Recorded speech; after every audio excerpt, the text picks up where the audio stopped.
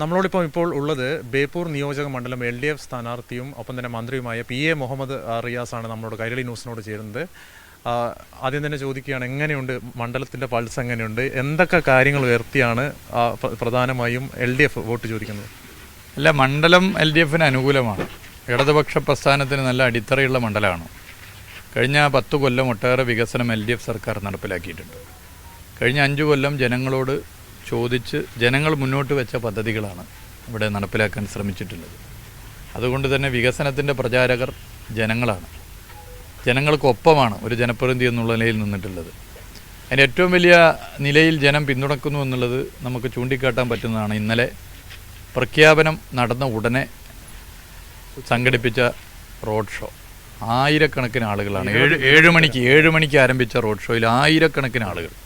നിങ്ങളതിൻ്റെ ഡ്രോണൊക്കെ കണ്ടിട്ടുണ്ടെങ്കിൽ അറിയാം. നിങ്ങൾ വന്നല്ലോ. ഒക്കെ ഈ മണ്ഡലത്തിലുള്ളവരാണ്, അല്ലാതെ പുറത്തുനിന്ന് വന്നതല്ല. അത് നിങ്ങൾക്ക് ഓരോരുത്തരുടെ മുഖവും ഹെൽമെറ്റിനുള്ളിൽ കൂടി ക്യാമറ വെച്ചാൽ കാണാൻ പറ്റും. ആയിരക്കണക്കിന് ആളുകൾ അതിനകത്ത് പങ്കെടുത്തു. ഞങ്ങൾക്ക് പൂർത്തീകരിക്കാൻ പറ്റിയിട്ടില്ല. മണ്ഡലം മൊത്തം ചുറ്റണം എന്നായിരുന്നു തീരുമാനിച്ചത്, പക്ഷേ പൂർത്തീകരിക്കാൻ പറ്റിയിട്ടില്ല. അത് ബാക്കി നാളെ അത് പൂർത്തീകരിക്കുകയാണ്. അപ്പോൾ ജനങ്ങൾ ഒഴുകുകയായിരുന്നു.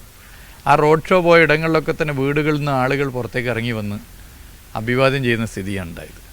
പൊതുവെ LDFന് അനുകൂലമായ ഒരു രാഷ്ട്രീയ സാഹചര്യമാണുള്ളത്. കേരളത്തിൽ കോഴിക്കോട് ജില്ലയിലൊക്കെ അത് കാണാം. ബേപ്പൂരിൽ പ്രത്യേകിച്ച് പറയുകയാണെങ്കിൽ പരമ്പരാഗത വോട്ടുകൾക്ക് അപ്പുറത്തേക്ക് ഇത്തവണ നിഷ്പക്ഷമായി ചിന്തിക്കുന്ന ജനങ്ങളാകെ ഇടതുപക്ഷത്തോടൊപ്പം നിൽക്കുന്നുണ്ട്. കോൺഗ്രസിൻ്റെയും മുസ്ലിം ലീഗിൻ്റെയും വോട്ടർമാരിൽ സ്ഥിരമായവർക്ക് വോട്ട് ചെയ്ത വോട്ടർമാരിൽ നിന്നും വലിയൊരു വിഭാഗം ഇത്തവണ LDF സ്ഥാനാർത്ഥിക്ക് വോട്ട് ചെയ്യും എന്ന് അനുഭവങ്ങളിൽ നിന്നും തിരിച്ചറിയുന്നുണ്ട്. ഈ സ്ഥാനാർത്ഥി പറയുന്ന ഒരു കാര്യം ചോദിച്ചാൽ എനിക്ക് മനസ്സിലാവുന്നത്, മണ്ഡലത്തിൽ നിന്ന് പുറത്തുനിന്ന് ഒരാളെ പ്രവർത്തകർ ഇങ്ങോട്ടേക്ക് അയക്കേണ്ട ആവശ്യമില്ല എന്നാണ്. അല്ല, അതല്ല. നമ്മൾ ഇപ്പോൾ ഇന്നലത്തെ റോഡ് ഷോ, ബൈക്ക് റാലിയൊക്കെ ഈ മണ്ഡലത്തിലുള്ളവരാണ്. നമ്മൾ നിശ്ചയിച്ചതിനേക്കാൾ അപ്പുറത്തേക്ക് ആളുകൾ ഒഴുകിയെത്തുകയാണ് ചെയ്തത്. അപ്പം അത് നോക്കിയാൽ കണ്ടാൽ മനസ്സിലാക്കാൻ വേണ്ടി പറ്റുന്നതാണല്ലോ. ഓരോരുത്തർ സ്വയം ആവേശത്തിൽ ഇറങ്ങുന്നതും അതല്ലാതെ ഇറങ്ങുന്നതും രണ്ടാണ്. അപ്പോൾ ഇത് ജനം ഏറ്റെടുത്തിരിക്കുകയാണ്. ജനം ബേപ്പൂരിലെ തെരഞ്ഞെടുപ്പ് ഏറ്റെടുത്തിരിക്കുകയാണ്. നല്ല ആത്മവിശ്വാസമാണ് ജനങ്ങൾ നൽകുന്നത്. ജനങ്ങൾക്കിവിടെ 5 വർഷം നടന്ന കാര്യങ്ങളെല്ലാം അറിയാം. ഞാൻ അവർക്കൊപ്പം ഉണ്ടായിരുന്നൊരു വ്യക്തിയാണ്. അപ്പോൾ ജനങ്ങൾ എങ്ങനെയാണ് ഈ തെരഞ്ഞെടുപ്പിനെ കാണുന്നത് എന്ന് ഇതിനകം തന്നെ മനസ്സിലായി. നല്ല നിലയിൽ വോട്ടുകൾ വർദ്ധിക്കും.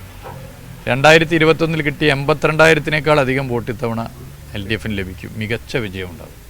ഈ പ്രധാനമായി ഈ വലതുപക്ഷ മാധ്യമങ്ങളൊക്കെ പറയുന്നത് ഇവിടെ ഒരു ഗ്ലാമർ പോരാട്ടം ഉണ്ടെന്നൊക്കെയാണ് പറയുന്നത്.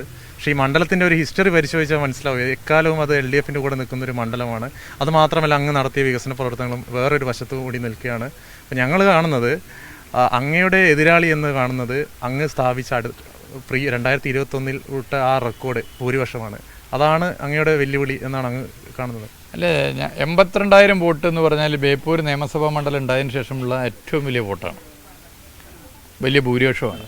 ആ 82,000 വോട്ട് മറികടക്കുക എന്നുള്ളതിന് വേണ്ടിയിട്ടുള്ള ഒരു ശ്രമമാണ് ഞങ്ങൾ നടത്തിക്കൊണ്ടിരിക്കുന്നത്. അല്ലേ, നമ്മൾ 82,000 മറികടക്കുക, 82,000 മറികടക്കുക.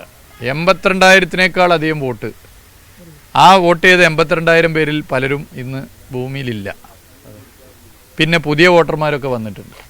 അപ്പം എന്തായാലും 82,000-ലധികം വോട്ട് തവണ LDFന് ലഭിക്കും. അതിന് വലിയ ശ്രമമാണ് നടത്തുന്നത്.